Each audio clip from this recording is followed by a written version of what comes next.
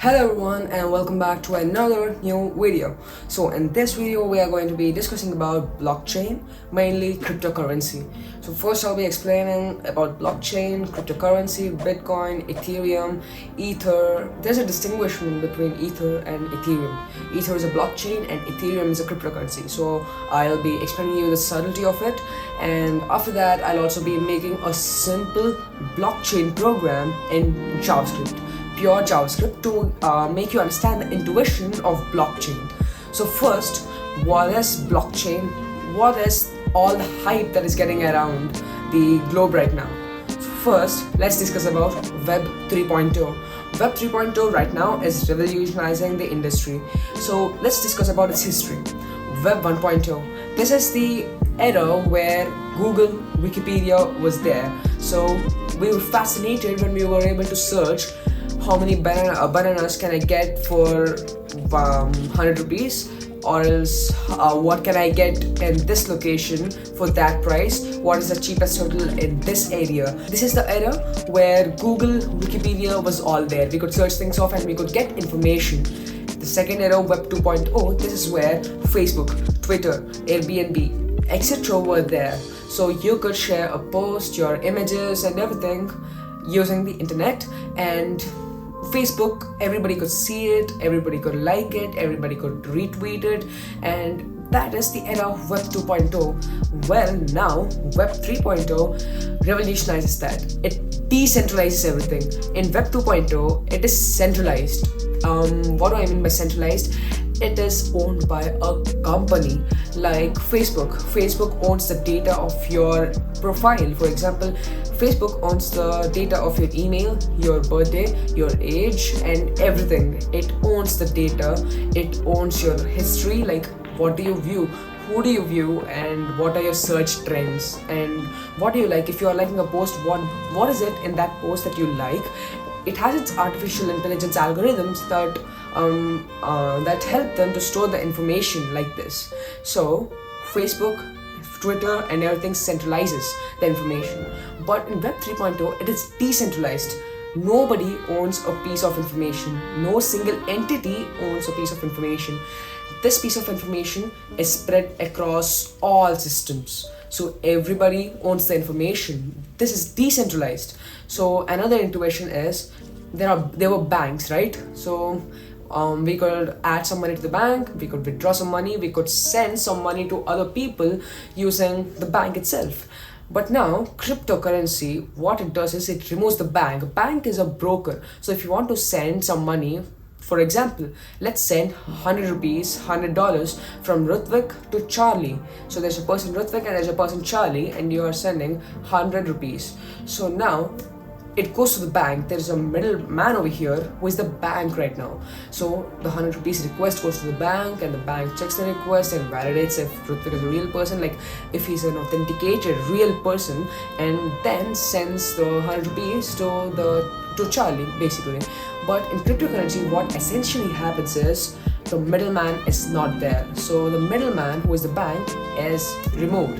And instead, how do we authenticate requests? So in cryptocurrency, it is decentralized, and how do we authenticate? Every transaction is noted down in a ledger, and this ledger is stored within all devices. So whenever a transaction happens, this is added. Everybody is notified about this transaction. Anybody can see this transaction, and everyone is notified about this transaction, and it can be viewed by all. So this is about decentralized system of banking, which is essentially the core concept of blockchain. So now going to blockchain. So in blockchain, there are several blocks. Each block is a transaction or a list of transactions in the last 10 minutes, or anything of that sort, a transaction maybe. And this block contains the code of the previous block. So what is that code? It is encrypted hash. It is known as a hash. It is encrypted, and each block stores an hash which is of the previous block. So if this is block 0, it contains a hash. If it's block 1, it contains its own hash, and it also contains the hash of the previous block. So that is how a chain goes. So why does it contain the hash of the previous block? So as to know that it is in a chain, so that everything is connected and properly in a chain, popularly known as blockchain. So we have blockchains such as Ether, and we have cryptocurrencies, which are currency used in this blockchain, which such as Bitcoin, Dogecoin, Ethereum, and many more digital currencies. So let's roughly approximate some values. For example, 1 Ethereum is equal to 1.92 lakhs of Indian rupees, or it can roughly translate into $2,500. I have not searched that up, but it is up. So the concept of blockchain cryptocurrency is getting really much attention from global leaders. For example, Elon Musk, he's really encouraging the use of cryptocurrency. So now is the time for you to start investing in cryptocurrency, NFTs and everything. I'm not a financial advisor, but I suggest you to do your own research and consult your own financial advisor before seeking anything. So now let's start off with our simple program of blockchain in JavaScript, pure JavaScript, nothing else. I'll explain every line of code and you'll get the intuition of the blockchain. So let's dive right in.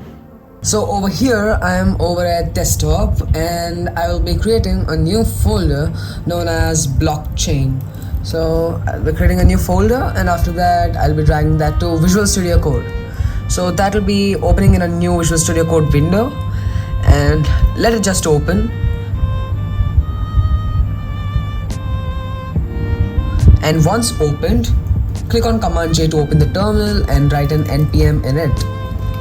This will initialize the node modules inside of a package. So once this is done, click on enter, and all the default values. So that is perfect. Now what you need to install over here is npm install object hash. So that is a function which we'll be using later for the hashing purposes of our blocks. So let it install. In the meanwhile, what we can do is we can create the subdirectories and the directories which involve our main method and also our blockchain method. So first what we are going to do is create a new folder known as blockchain, and inside this you can create blockchain.js and outside you can create main.js. So perfect. So first we'll be coding blockchain.js. So go to blockchain.js and write let hash is equal to, let's require the module, and after this we'll be creating a class. And inside a class we'll be having a constructor. So constructor is a function which runs once a class is initialized. So this will run once a time whenever blockchain is called. Whenever this class blockchain is called, this function is run. So this dot transactions is a list of transactions, and this dot chain is the chain we have, which is a blockchain. So we are going to create a new function known as add new block. So this will add a new block, and this will require a parameter known as previous hash. Let us make a sample block. Let block is equal to, we'll be having an index which is this dot chain dot length +1 and timestamp which is date dot now transactions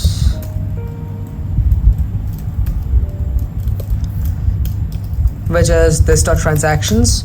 As I told you earlier, every block is going to have a copy of the transactions. As this is decentralized, every block is going to have a copy of the transactions or the ledger, and the hash is going to be null as of now. We are going to reassign that later, and previous hash is equal to the parameter which we just provided. You can leave it like that because it understands it by default. So once we have this, we'll be creating our hash, this dot hash dot block. And once it's done, let's add the block to the chain. So how do we do that? This dot chain dot push the block. Perfect. And after this dot transactions, let's set it to null. Perfect. And after this, let's return the block. And this is a function, and the next function will be add new transaction, which is going to have the sender, the recipient, and the amount. This dot transactions dot push sender, recipient, and the amount. Perfect. And after this, we are going to have another function, last block, which is going to return this dot chain dot slice, because why are we slicing? Because we are returning the last block, which is going to be a slice of the array. This is called indexing, and this is how we index to the last block. And we are going to have another function known as isEmpty. This is going to return if this dot chain dot length is equal to 0. So if the chain dot length is equal to 0, then it will return true, which is empty basically. And at last, module dot exports is equal to blockchain. So this is our blockchain function.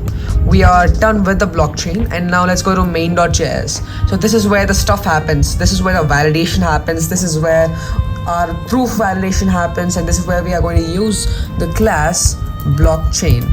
So first, let us require blockchain just by saying blockchain and blockchain. And after this, let hash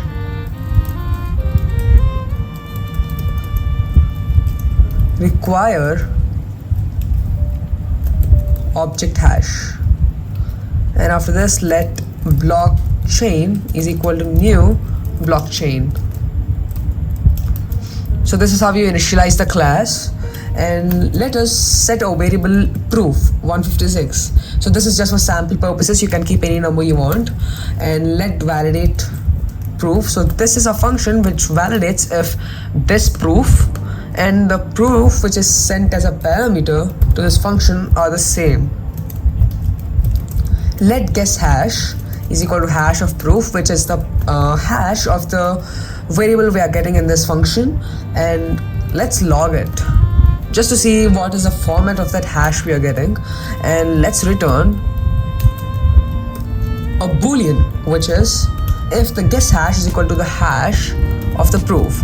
Basically what we are doing over here is we are comparing the hash of 156 with the hash which is being provided to this function. If you are not able to understand this, you'll understand in a minute. Just wait. Let proof of work. This is where we are calling the method validate proof. This is a function where we are doing that. So let proof is equal to 0. And while true, this is an infinite loop because a while loop has a condition inside it, and in this condition we have true. This is going to run every time, so we have to break it out of some logic ahead. So if not validate proof. So if this proof which is being sent to validate proof is not equal to the hash of this proof, then proof plus plus. That means increment the number. Basically what I'm trying to say is if this proof is not equal to this proof, or if this number is not equal to this number, just increment the number by 1. So this loop acts like this. If it is 0 is being sent to this function, it will return a false because 0 is not equal to 156, right? So then it will increment to 1, and 1 is being compared to 156 again. Then it returns false again because 1 is not equal to 156. Like that it will go until 156, and when 156 comes, then it will go over here 156, it will return true. So what is the false of true? Because we are having a not symbol over here, the not of true is false. So then our else condition works, which is break the loop. Then we are going to return proof. That's probably it. So if proof of work is equal to proof blockchain dot add new transaction, Rutvik, Charlie, which is the recipient, and Rutvik is the sender, and the amount is 100 Bitcoin or Ethereum or any cryptocurrency of your choice. Of course, it's not real over here. Let previous hash be block blockchain, I guess, blockchain dot last block, And if there is something known as a last block, then blockchain.lastBlock.hash is to be used, or else a null should be used. That means set no hash. No hash is required for this. So is the syntax correct? Because we are getting an error over here. Yes, it's wrong. We should use this because it is an or. If this exists, use this, or use null. That is basically what I'm trying to say over there. And after this, blockchain dot add new block. Are we doing anything wrong? Nothing. So add new block, previous hash. So that's probably fine. And after all of this, lastly, we are going to say console.log chain. We are going to just print the blockchain.chain. This is going to print a copy of the chain. Now let's just check this out by clicking node run. It's node main, sorry. It's node main. Yes, there we go.